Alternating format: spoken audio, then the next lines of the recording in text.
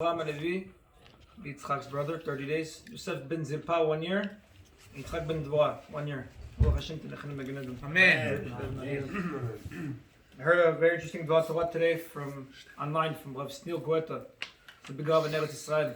The big Israeli Rav in Eretz Yisrael. I heard a very nice dua. He quoted a Gemara Masechet Tanit, Chavdad Amud Aleph.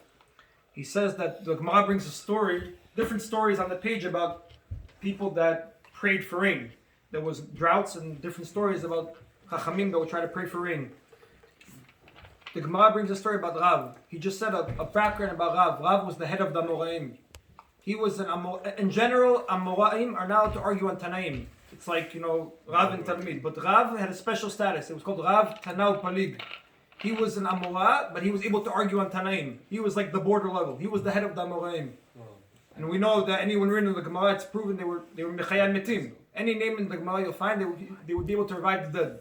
That's how powerful they were. Not only that, he said that Rav, some say that Zohar was not written by Rabbi Shimon Bar Yochai. Some say that Zohar was written by Rabbi Abba. Not Rabbi Elazar, not Rabbi Shimon, but a student called Rabbi Abba. They would dictate. Rabbi Shimon told his son Rabbi Elazar, Rabbi Elazar told Rabbi Abba, and Rabbi Abba wrote it down. He said that Rabbi Abba, some say it's Rav. Rav of the Gemara is Rabbi Abba. So he wrote the Zohar. So just understand who we're talking about. The head of the Amoraim, he used to argue on Tanaim, he wrote the Zohar, and he could be Mechayam Metim, just to see who powerful person we're talking about. The Gemara says that he went up to the Bima to be Chazan to pray for rain. There was no drought. He went to pray, praying, nothing's happening. Nothing's happening, it's not raining. Some, young person comes in front of him, he says, Rabbi, maybe I could be Chazan? I said, okay, you can try, I'm praying, try. She says, okay, he goes. The Gemara says, he says, Mashiv Haruach, all of a sudden you hear tornado in the world. Wind. He says, Morid Hageshem, flood. It starts flooding. Rav, he's Chadishut Adat, what just happened?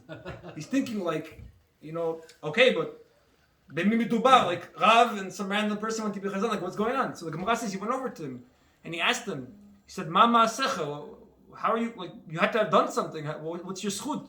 He told him, no, I'm somebody simple, I'm a school teacher. Dardiki, little kids, I teach them Shema Yisrael, Torah Tzivah, Moshe. He said, how does that help you pray for rain and get answered? He says, no, I have 3 rules by my job. 3 rules, the Gemara says. He says, in my class, I have students of rich people and students of poor people. I treat them both equally. He said, a lot of times the rabbi will tilt to give more attention to the wealthy person's boy because that way he'll get a donation. No such thing by me. He says, I give equal attention to both. Next thing he says is that a lot of times, the poor people, they want to send their boys, but they can't pay tuition. He says, I forgive. I bring them in, I teach them for free. Third thing he says is that a lot of times he had boys that were, they weren't paying attention, they were troublemakers. He says he had an aquarium, a pond of fish, and the Mifashim say this was his parnasah. He would make parnasah from this fish. Anytime a child misbehaved, he would take him to the pond, he would let him pick whatever fish he wants, he would let him keep it, he would bring him back, and he would say, oh, tzaddik, look how good, you have a fish now, you can pay attention, this and that, and the student like that would learn. He says, these are three things I did. Then Rav understood. The Mefarshim explained Midah Keneged Midah, how he was zochet to have rain because of these 3 things. But Rav Shneur Goethe says a simple point, just with the lines of the Gemara. He says Rav understood now.